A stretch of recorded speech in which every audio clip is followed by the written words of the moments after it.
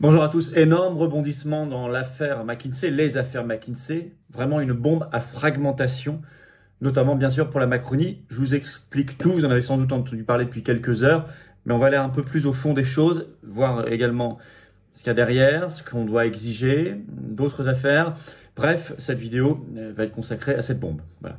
Et merci de la partager si vous voulez bien, peut-être en vous abonnant à cette chaîne YouTube. Petit bouton en dessous, vous cliquez dessus. C'est gratuit, c'est instantané, s'abonner. Bien sûr, vous êtes abonné à la chaîne. Plus vous êtes abonné, plus les vidéos sont recommandées par YouTube automatiquement par ses algorithmes à des gens qui ne nous connaissent pas encore et à d'autres personnes. Ce qui est formidable pour la résistance. Bravo à ceux qui se sont abonnés récemment à la chaîne et à ceux, je sais, qui vont le faire dans les minutes qui viennent. Ce vendredi-là, à 25 novembre, à 19 h, on se retrouve en direct sur la chaîne. Tous les dossiers brûlants de l'actualité nationale, mondiale, toutes vos questions en direct, je les prends. Voilà, je serai là, 19 h, ce vendredi 25 novembre. Je vous attends et faites venir des gens peut-être qui n'ont pas encore participé à ces directs. C'est très important aussi de toucher de nouvelles personnes. Je peux d'ores et déjà vous dire que le prochain rendez-vous national de la résistance, un très très grand cortège, ce sera à Paris, samedi 17 décembre, dans l'après-midi. Vous notez déjà, réservez cette date dans votre agenda, mais vous allez voir, ce sera peu de temps avant Noël, ça va secouer très très fort, mais on aura largement le temps d'y revenir. Voilà, je vous attends, patriotes, je vous attends. Ça c'est la carte orange d'espérance, d'adhérents aux patriotes. Je vous le dis, là, je suis en direct depuis Pau, je fais mon tour de France de la résistance, la semaine prochaine en Charente, la semaine dernière dans le Var, et on continue avec toutes les équipes. Il y a beaucoup de monde, bravo aux référents qui organisent, aux militants, aux équipes départementales, aux personnes qui viennent, mais c'est à vous de venir aussi. On ne peut pas y arriver si on n'est pas suffisamment nombreux, unis, forts, déterminés, pleins de convictions, pleins d'amour de la France, de l'avenir, et on se bat pour les générations qui viennent, pas que pour nous. C'est ça peut-être l'essentiel du message, contre toutes les forces oligarchiques, évidemment. Donc j'ai besoin de vous dans ce vaste mouvement, le premier mouvement souverainiste et défense des libertés de France. Ce sont les patriotes. Le lien pour adhérer ou reprendre votre adhésion annuelle, si vous avez adhéré il y a plus d'1 an, il faut réadhérer. Ça n'a rien d'automatique, évidemment, il faut le faire vous-même. Mais en tout cas, vous êtes les bienvenus. Le lien pour adhérer ou réadhérer, c'est le premier lien sous la vidéo en description. Il est également en commentaire épinglé et il sera dans les dernières secondes de cette vidéo en cliquant sur votre écran. Vous serez mis en relation immédiatement avec des gens qui pensent comme vous, près de chez vous. Vous serez plus seul, soit en métropole, outre-mer ou à l'étranger. C'est ça aussi, être adhérent aux Patriotes. Vous pouvez également, sous la vidéo, en description, il y a un deuxième lien, vous verrez juste en dessous, c'est faire un don de soutien aux Patriotes. C'est vital. On n'a pas un centime de financement public cette année, rien. Or, on fait, ça coûte cher, 17 décembre et tout le reste, avec l'inflation également, et que vous imaginez. Et les donateurs, les adhérents, les réadhérents nous permettent de faire, sinon on ne pourrait pas. Tout ça est défiscalisé aux 2/3 de vos impôts. Pour les dons supérieurs à 500 €, on a rajouté des avantages sur le site des Patriotes, mais dans tous les cas, quel que soit le montant selon vos capacités, c'est utile, c'est vital, c'est bienvenu et c'est défiscalisé. Bravo donc aux donateurs et aux réadhérents. Bienvenue aux nouveaux adhérents patriotes. Alors, la bombe à fragmentation McKinsey-Macron, on va dire. Il n'y a pas que celle-là, on va y revenir dans un instant.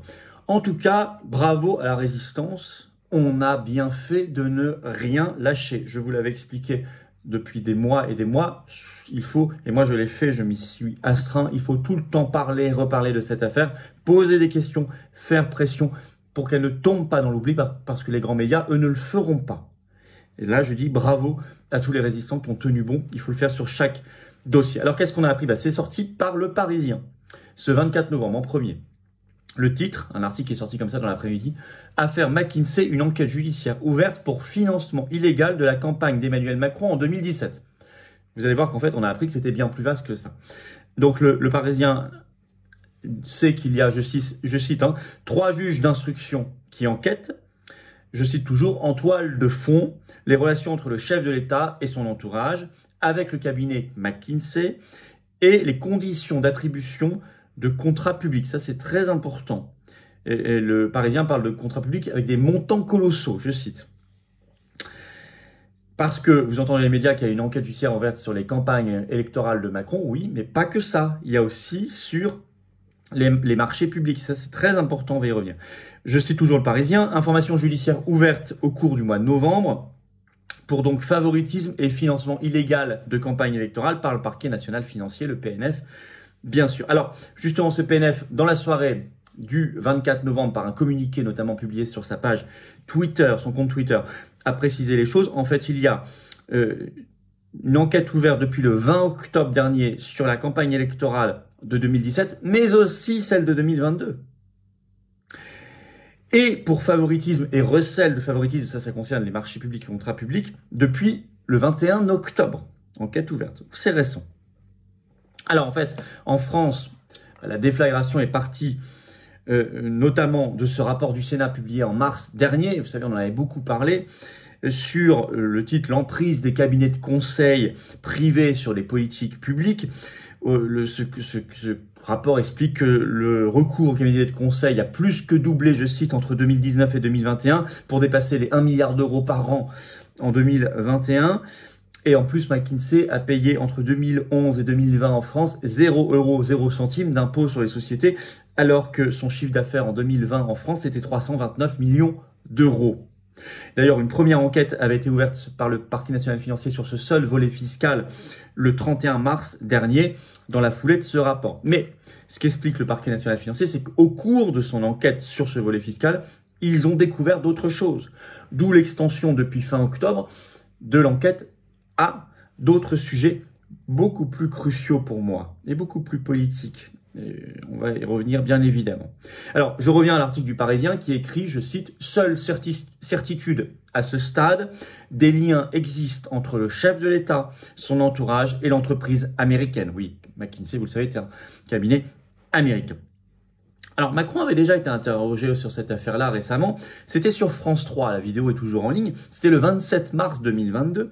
Et on voit Macron interrogé sur cette affaire, très agacé, qui répond ceci, je cite, « S'il y a des preuves de manipulation, que ça aille au pénal. » Ben, il est exaucé, c'est allé au pénal. Et il ajoute, « On a l'impression qu'il y a des combines, c'est faux. » On verra. Rappel numéro 2 quand même sur les liens très très puissants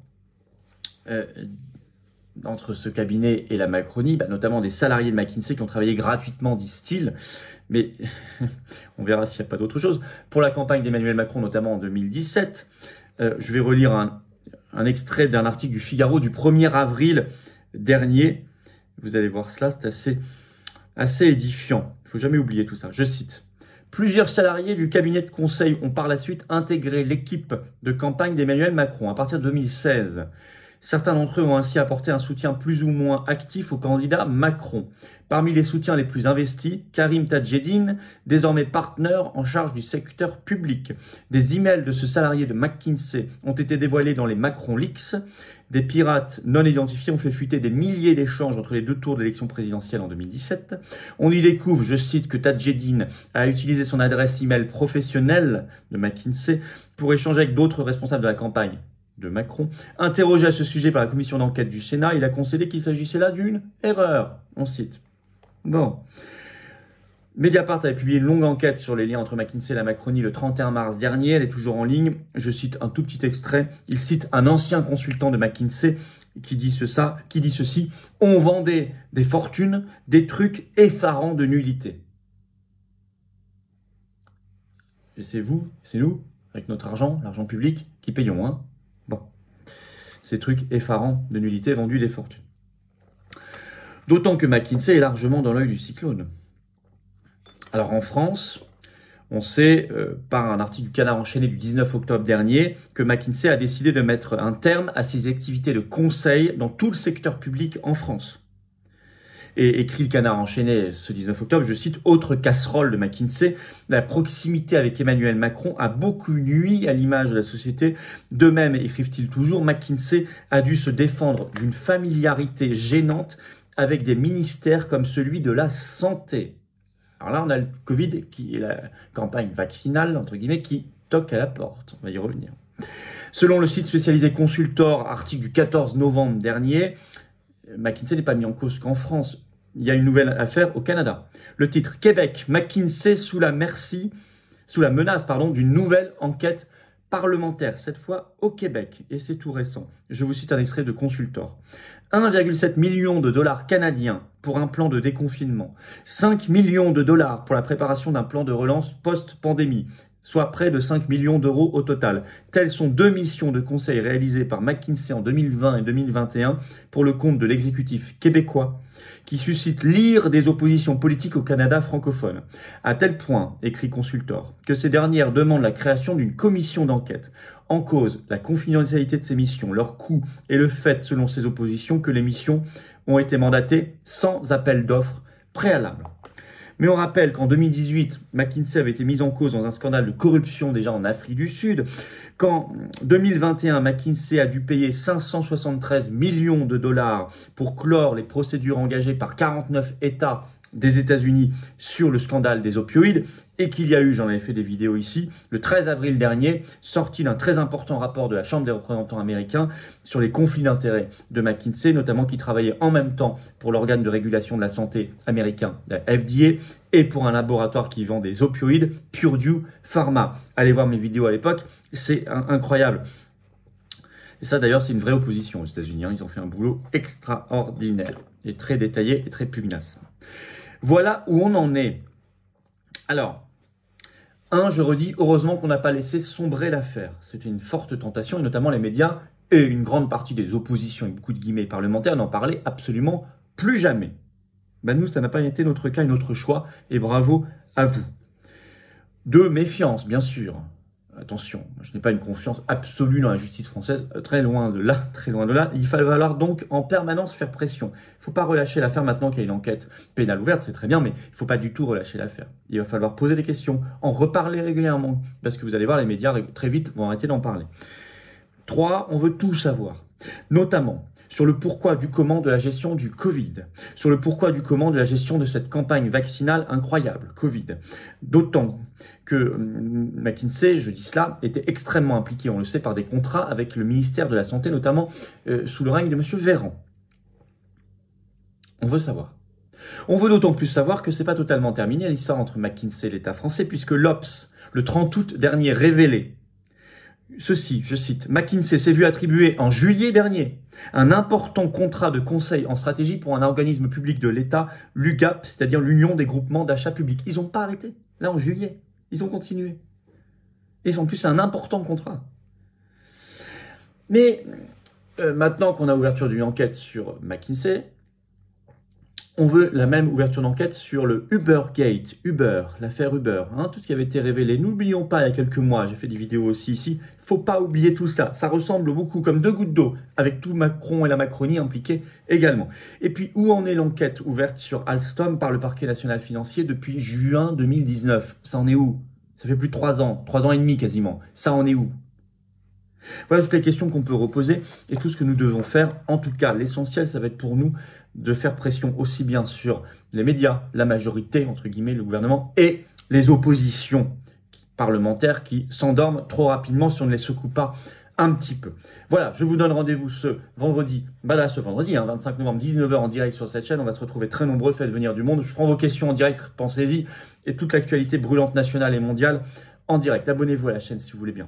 D'ici là, petit bouton en dessous, s'abonner, vous cliquez dessus, c'est fait. Vous appuyez sur la petite cloche à côté une fois que c'est fait, comme ça vous recevrez les notifications automatiques des directs et des vidéos sur cette chaîne. Vraiment bravo, on va vers le demi-million d'abonnés, ça va être extraordinaire, on le fêtera ensemble. Et en plus, eh bien, nous avons la possibilité, grâce à ces abonnements à la chaîne, qui sont gratuits pour vous, d'être mieux connus, recommandés à d'autres internautes. Je vous attends patriotes. Alors, là, je vous assure que vous ne le regretterez pas. On se bat ensemble. Je me battrai à vos côtés, vous vous battrez à mes côtés, à nos côtés. On est très nombreux, très grand réseau, outre-mer, métropole, étranger. Et je vous attends très, très nombreux dans le combat pour ces très, très belles valeurs de liberté, de dignité, de paix, de souveraineté, d'humanité. C'est tout ça le combat des patriotes, pour nous-mêmes et les générations qui viennent. Alors le lien pour adhérer ou reprendre votre adhésion annuelle, si elle a plus d'1 an, il faut réadhérer. C'est le premier lien sous la vidéo en description, c'est le même, hein, adhérer, c'est le même lien.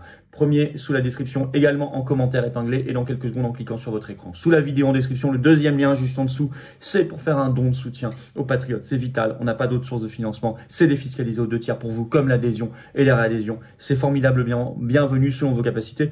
Pensez à défiscaliser pour 2022, vous avez jusqu'au 31 décembre. Je vous dis ça, je vous dis rien. Enfin, ça serait bête de laisser l'argent au fisc qui va ensuite aller vers Zelensky, Ursula von der Leyen et toute je ne sais quoi, plutôt que d'aller vers la cause et la résistance. Pensez-y. Bravo en tout cas aux donateurs, aux réadhérents. Bienvenue aux nouveaux adhérents, patriotes, résistants, et vive la France.